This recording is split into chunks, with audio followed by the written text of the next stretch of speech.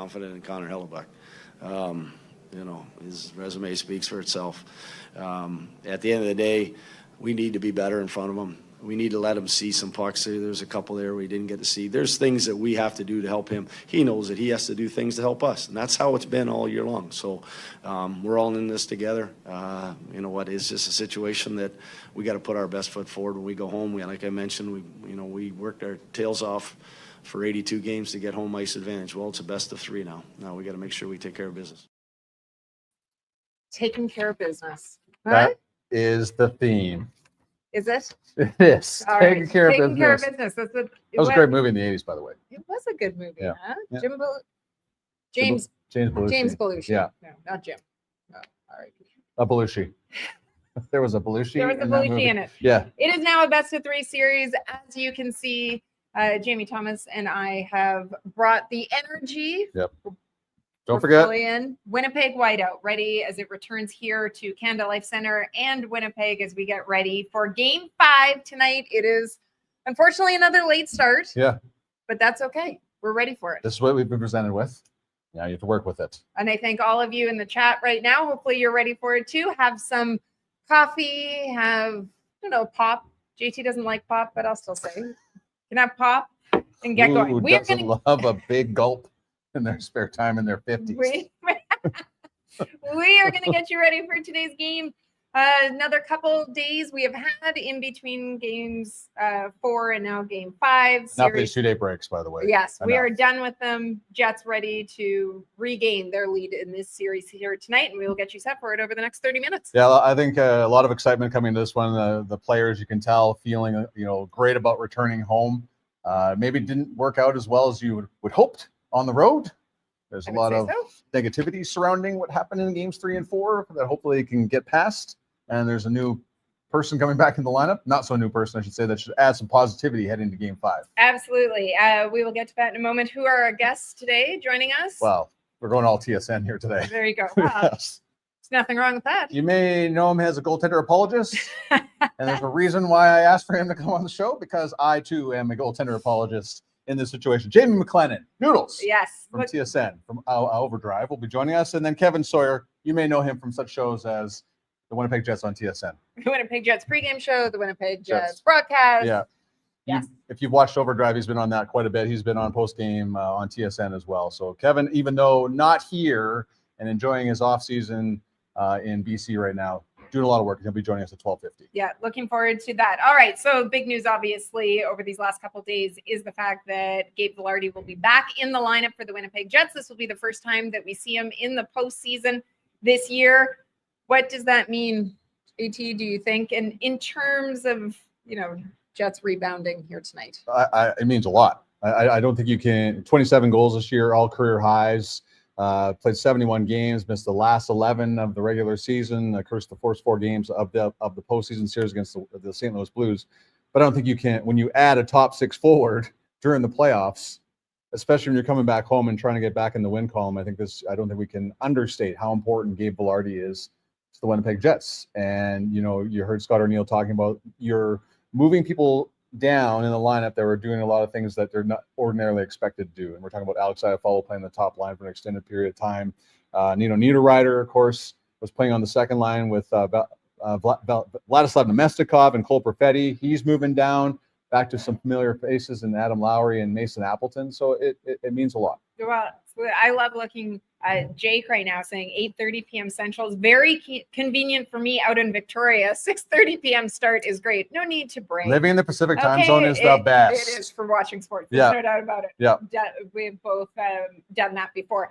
Right, let's take a look at let's get right into it. Let's take a look at what the projected lines up are for today. And you made mention of the impact that having Valardi back in the lineup means for being able to move players down the lineup in spots in which they are more natural. Mm-hmm. Also, you see Logan Stanley expected to return tonight on that third pairing. Connor Hellebuyck, of course, getting the start in net. Yeah, and off the top of the show, you already heard the head coach, Scott O'Neill, talking about how they believe in him. And, of course, the questions are out there. Listen, I went on a radio show the other day, and they was asked if they thought that – I thought Eric Comrie was going to start a game. I'm like, no, not unless there's a dramatic injury at some point. That's not happening. And Connor Hellebuyck's your guy.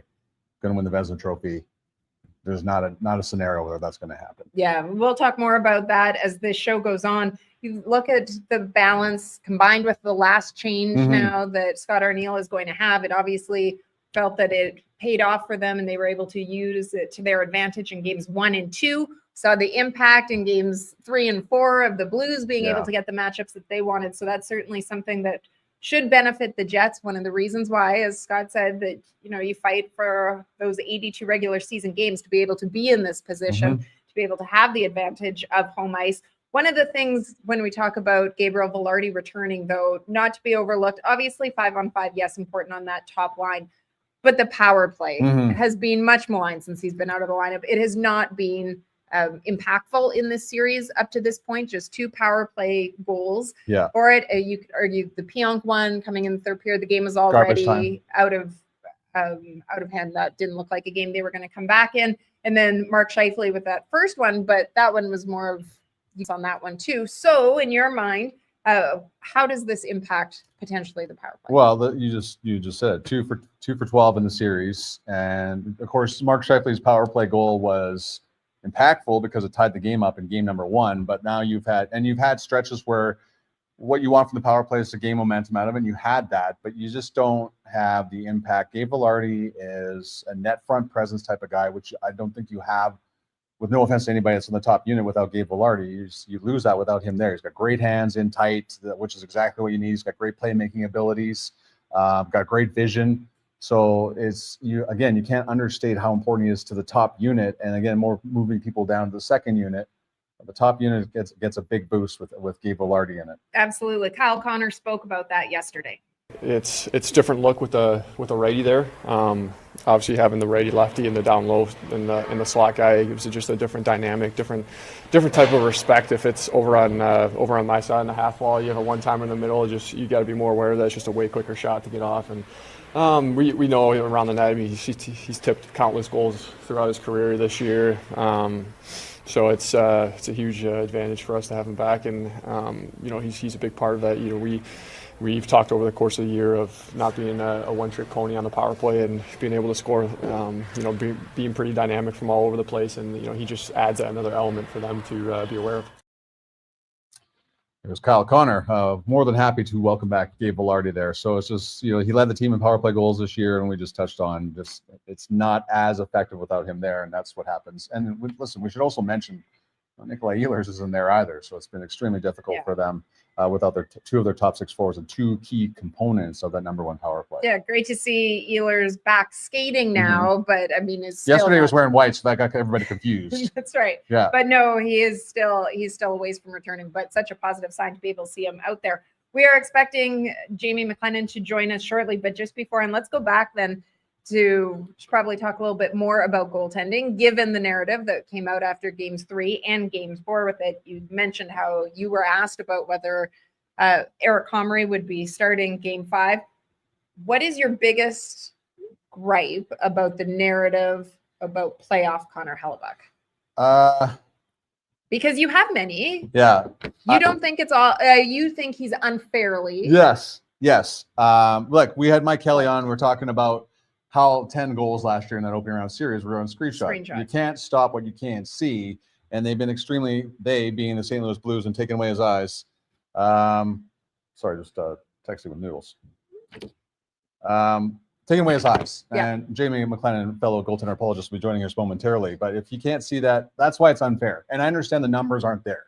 The numbers aren't there to back up him being the goaltender that he is in the regular season. So I just think that people have to back off a little bit and realize there's more to just the stats that are staring you in the face. It's yes, he has to make the save at the right time. There are the criticisms in that department, but I just don't think you can point to him and say he's the problem when it was way bigger than that in games 3 and 4. All right. We'll get to noodles in 1 second. Let's just hear from Connor. Spoke to the media after practice. It was on Monday, and he had just been named a Vezina Trophy finalist, which the timing of this is always weird, but last couple of years. It was unfortunate. So quickly before we bring in noodles, let's hear what Connor said about the series so far. It'd be crazy to go that many regular season games and then all of a sudden switch something up in the playoffs. You don't win 47 games and then come to the playoffs and switch everything up. No, I know how it needs to look, and I like a lot of things. I'm not going to go and make huge changes. That being said, I'm going to be better. That's my job, and that's the foot that I'm putting forward. I can't be giving up this many goals. Okay, there's Connor Hellebuyck. That's what he said the other day. I love how he said, I need to be better, but I will be better. That's great. You're taking responsibility, but also saying, I got this. So, fellow goaltender. Hello. I don't know what the gremlins are taking over here. Hopefully that is. I sound drunk. Wait a second. Hey, Jamie, check out. Jamie. Out and come back in. We'll bring you back on. Thank you. Woo. That was wild. Yeah. I A felt little like bit. I felt like I had a stroke there or something. A little bit much for 12:40 in the afternoon. Yeah, that was wild. I like how Noodles like throws his hands up. I was like, it's not me. Not me. It's Not my fault. Yeah. So Just to be clear, I didn't do anything wrong. the show was going so well. It was. You'd brought in. Well, us- Adam brought us. Okay. Yeah. Well, never mind. That's why That it's going so probably well. explains a whole lot. All right. Okay, let's try again. Second time's the charm. Jamie McLennan. How you doing, bud? I'm good. How are you? Am I on? Yes. Technology gods, thank you so much. Because I can already guess, Noodles, that you are just like JT and I, and technology, not our forte. Actually, I'm pretty good. I'm like, Okay. there's another guy on my show who I will not name.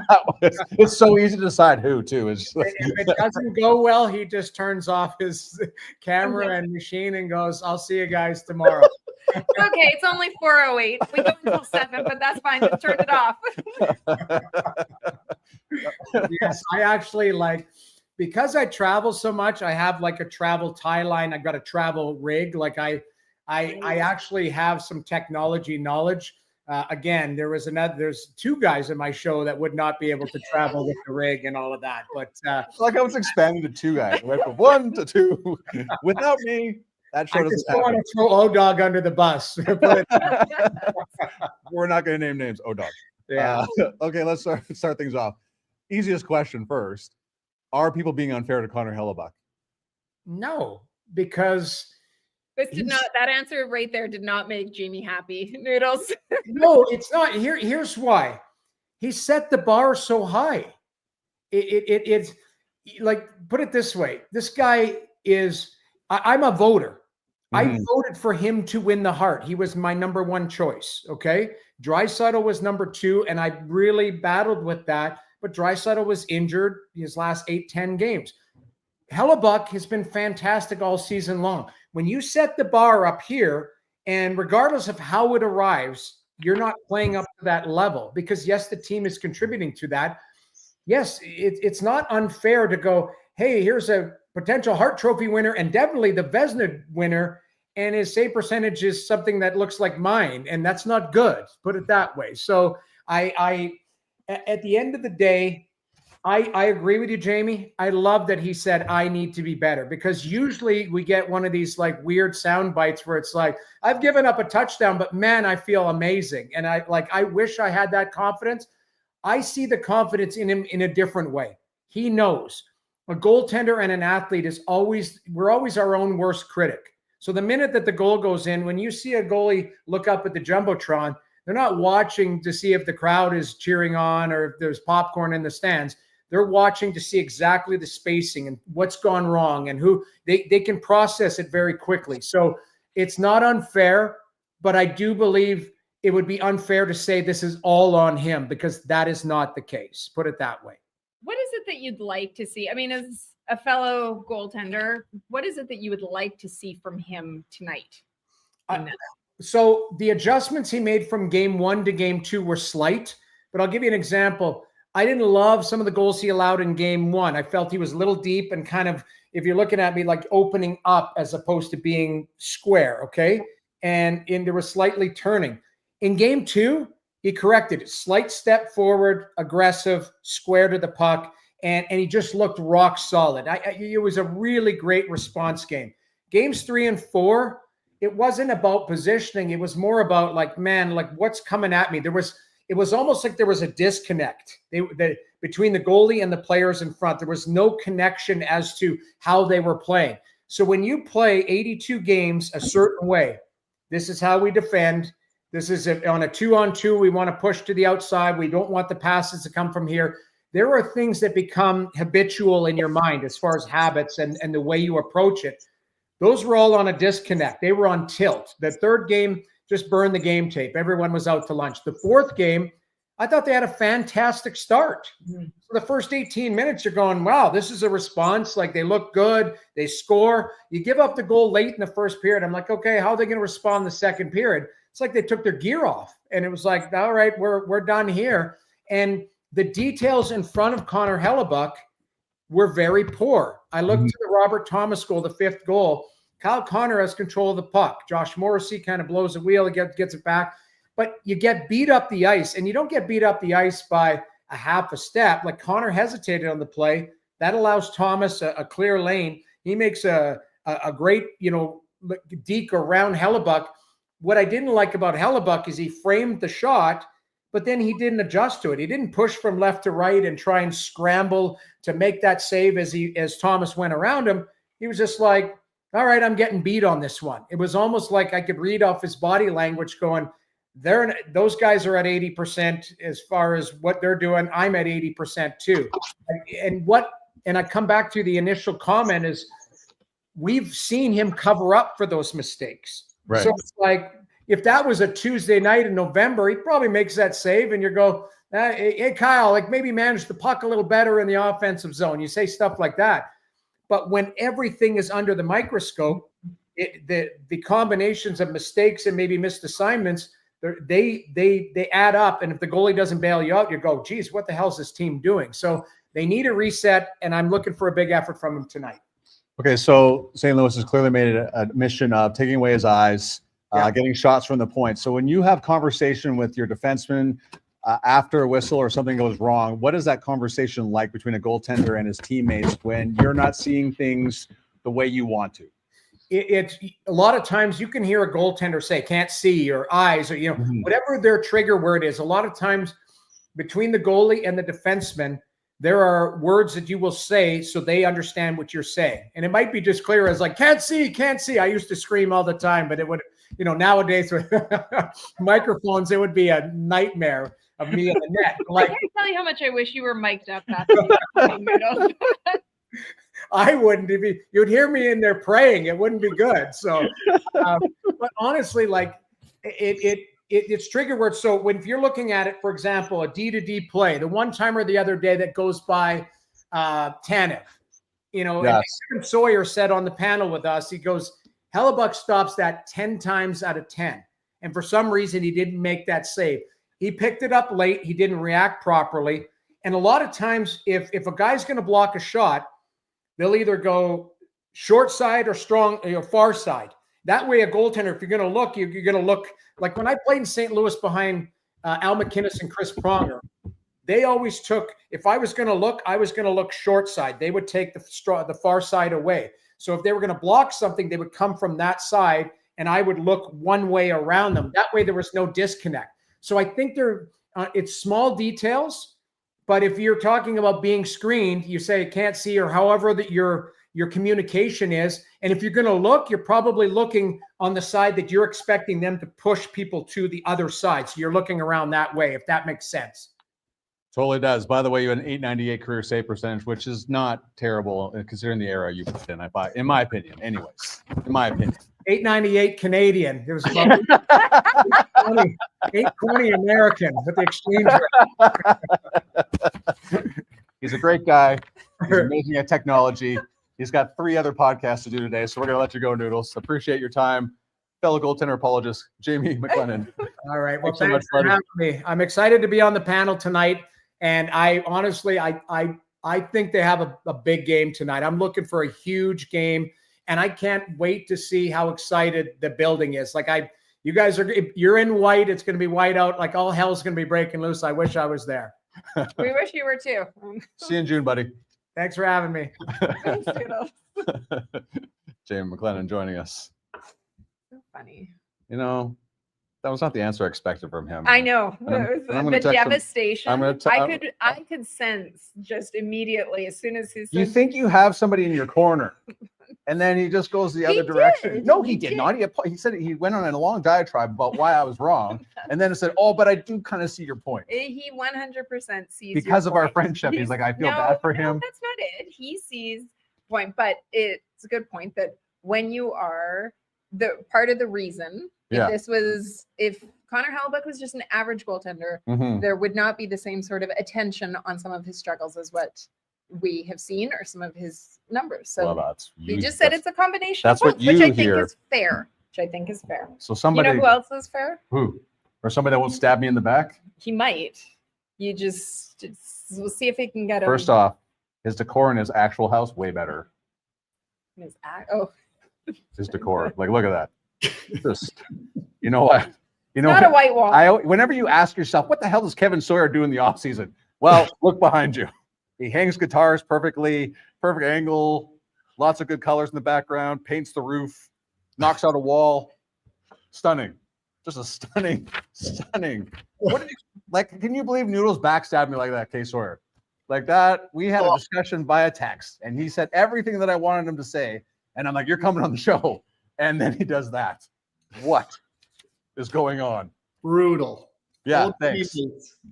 Just so you guys know, I just took a break from wiring my new shed in the backyard. To your point, here in, Yes, thank you. in the hills in British Columbia, being a hillbilly here. Yeah. But I'm happy to be here. We appreciate it a great deal. He's just putting in the 7th bedroom in his mansion by a lake. But he sends me photos. He's with his dog laying, and there's the lake behind him. Stop it. Okay, carry on. All right. Okay, enough about me. I mean, you can tell he is rattled. Noodles has thrown him. I'm so rattled. It's unbelievable. But okay, so then I will get things Thank you. going while you try to regroup. Yeah, thank you. All right. You ask him the question I was going to ask while I recover. Kev, great to see you. Thanks for taking the break to join us. And we wanted to ask you about a variety of things, but obviously one of the big stories going into this game is that we're going to see Gabe Vilardi back for the first time in this postseason. What sort of impact are you expecting or hoping that he can have on this game tonight? Well, there's a few things. I've given this some thought. This is going to bring juice for sure. There's some early energy in the locker room. There's already going to be a lot of energy, no doubt, built in with the building, home ice, etc. Listen, it's difficult for any player to miss that kind of time and come back and be up to speed, particularly in the playoffs. Gabe Vilardi's strength isn't skating, so maybe that's one kind of check mark against him. But here's what I think really is going to benefit the Winnipeg Jets and Gabe Vilardi is there'll be no shortage of adrenaline. And sometimes adrenaline for a player that's been out for a while can be a detriment. But for a guy with the IQ that Gabe Vilardi has, the poise that he automatically plays with anyway, I think that adrenaline is going to aid him extremely well. Where, you guys know as well as I do, his strengths are on the wall, net front, great hands and tight. So where I think he's going to help the most, he scores playoff goals in the regular season. He said that he'd like to learn to score more from range, and he works on that. It doesn't happen very often in the playoffs, and he's going to get to the wall. The Jets need to be better there. He's going to get to the net. The Jets need to be better there. And there's nobody on the roster that can be more effective, score in small space, tip pucks net front. Niederreiter hasn't been able to get to that in his game. They'll look for more from him. But I think Vilardi is going to bring a playoff style that they need here to get some more goals on the board. Kevin B actually said it on the Sportsnet panel the other day that when teams play at home during the playoffs, it adds like 15 pounds and make you feel a little bit taller. How much will home ice help the Winnipeg Jets here tonight as they try to win a game after losing 2 straight? Massive. Yeah, you know what? The first game's out of the way, so all those jitters to me are gone to some degree. But now it's going to be like more of that adrenaline, the energy. And honestly, guys, that's I think what the Jets need to maybe add a little bit more of. They need to get back to structure. There's no doubt about that. I've said this many times on SportsCenter as well, where the series is being won and lost in the neutral zone in my eyes, where the team that can control that is the team that's going to dictate. We saw it in the third period of game 1 and virtually all of game 2. We didn't see much of that in games 3 and 4. Montgomery did a good job adjusting to that. But if the Jets can control their gap and somewhat take command of the neutral zone more, that's going to automatically put them in the offensive zone. And that's where they can use that juice and win battles, because St. Louis is defending hard. So it's going to be wall battles. It's going to be net front. And that's where that juice from the crowd and the energy is only going to help. Adding that 10, 15 pounds, I agree. That's where you need it most. We see some changes to the lineup based on Vilardi's return, and that includes Alex Iafallo going on to that second line. That second line, I think a lot of attention has been paid to, that they haven't been able to have the production yet that people are hoping for and that the Jets would benefit from. Do you like the addition of Iafallo onto that line and what potentially it could bring?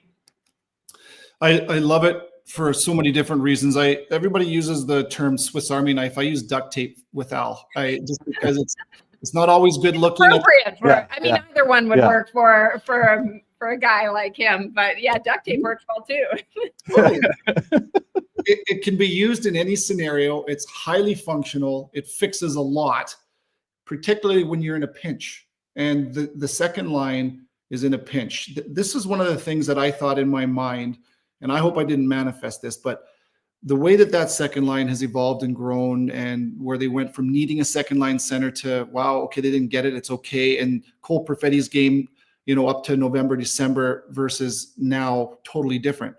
So that 3-man combination I think it was the most consistent line ending the regular season. All due respect with the top line, I think that line with Nikolai Ehlers on it was massive for this team. Scoring the right way, offensive zone time. You take Nick out, that changes everything. I mean, he was the most dynamic guy on that line. So to replace him, you can do it because he is a unicorn in the National Hockey League, let alone the Winnipeg Jets. So Al's going to get that line to the net more. He's going to be the hound dog on getting to pucks first more. And that's going to free up a lot, like Al did on the top line with Scheif and Connor. He's going to allow, Connor didn't have to be first to the puck, where when Vilardi's on that line, a lot of times Connor's first to the puck. Iafallo's on that line. He's going to get to the wall first. That frees up Scheif and Connor to get to space, make plays.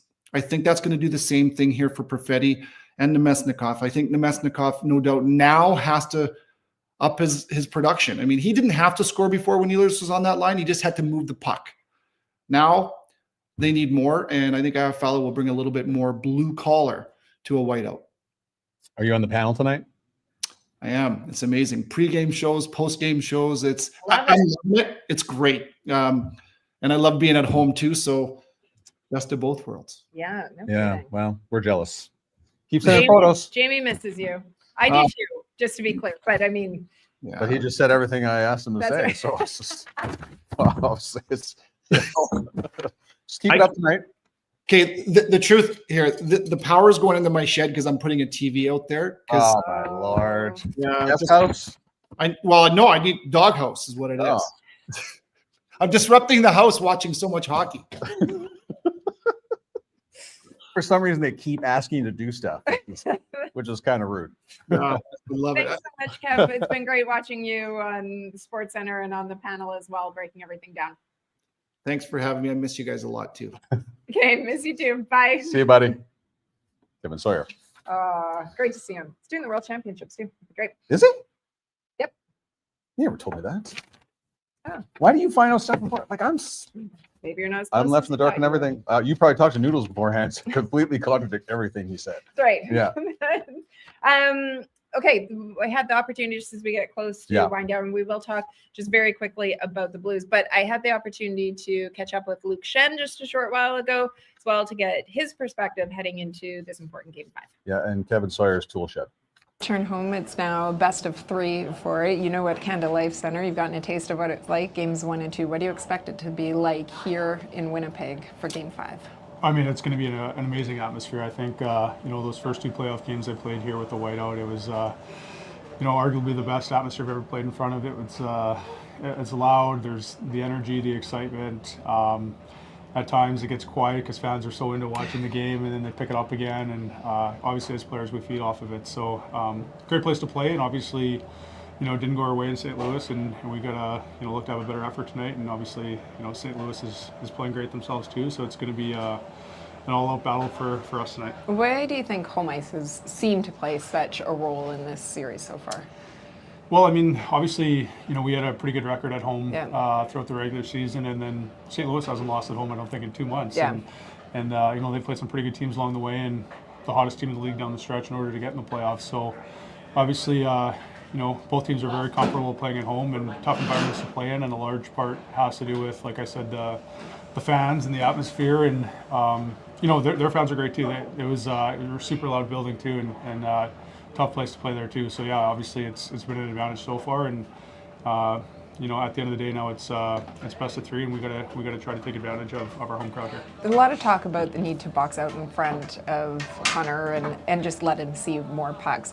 Easier said than done, obviously, at times. What is the key to being able to create a little bit more space and just out there for him?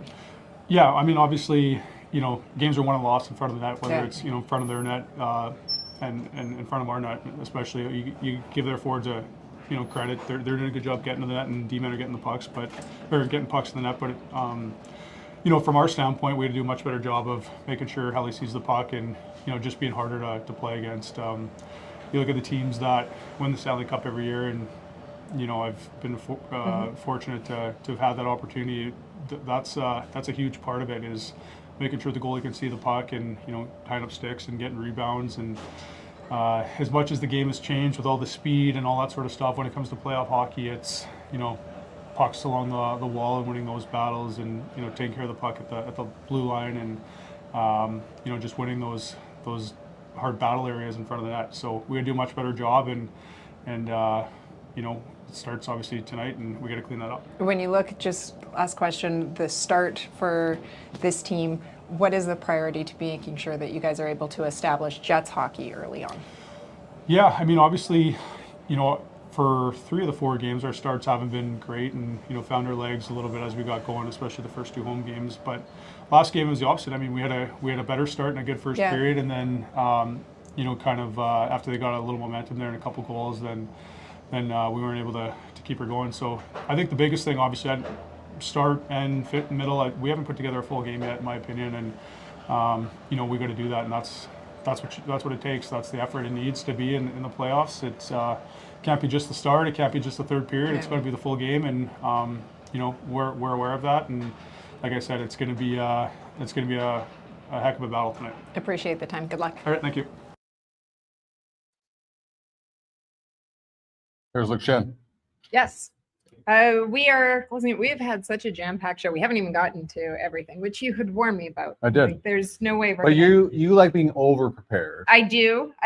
We are going to give your everyone. credit. We love seeing everybody in the chat. We wish that we were able to chat with you more throughout this show, but I mean, Jamie he's holding us back with the chat, really. Because I talk so much about myself.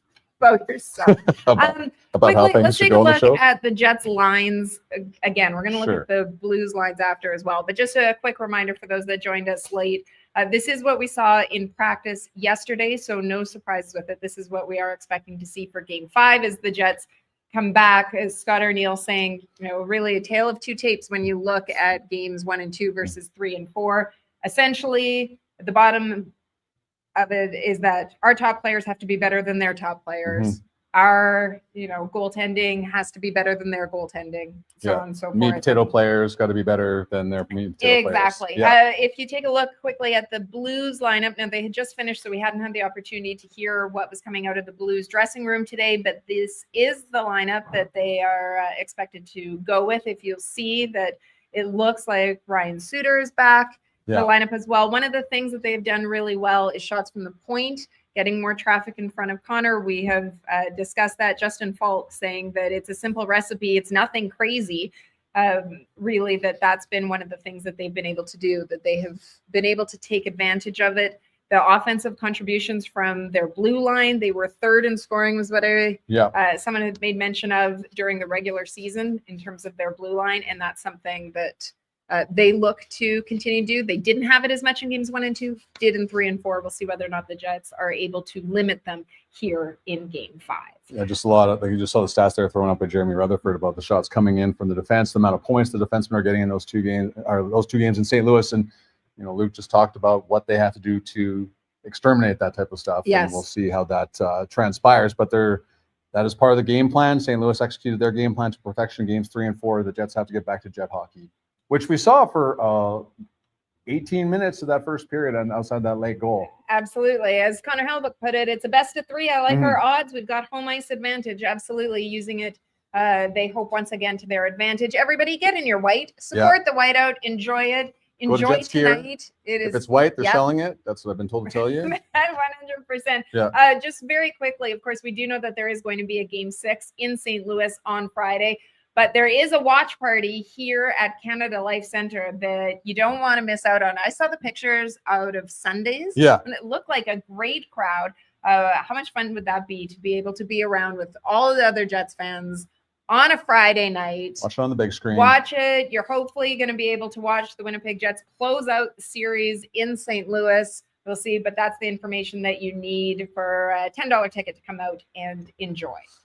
Great stuff. Right. Yeah, listen, we have to wait. But my How mom, exhausted you my are. mom, well, I'm just still disappointed. My mom used to always tell all good things come to those who wait. Yep. We have to wait for the game to start tonight. But there you go. I like that. Yeah, you like that? Oh, you're so Because when positive. when you're a kid and you're in a restaurant, you're waiting. You're so used to McDonald's and getting your food now. You go to an actual restaurant, you have to wait for it. So I'm always going, you have to. All good things come to those who wait. Your poor mother, if she ever listens to this and hears that that's the She voice might that actually you be. give her. I just remembered I gave her the link to the show. So sorry, Mom. Sorry. It's a great story. I have great memories of all the restaurants she took us to. One I'm of so JT's grateful. favorite questions on podcasts is asking players where they rank in the family Yeah, hierarchy. yes. We just figured out where JT Oh, ranks. my youngest brother is by far the favorite in the family. It's All not right. even, it's not even close. All right. We love to see so many of you in the chat. We've got 2,000 people watching right now. We hope to see all of you back for Friday's game as well. But enjoy the game tonight. As we said, wear your white, cheer loud, cheer proud.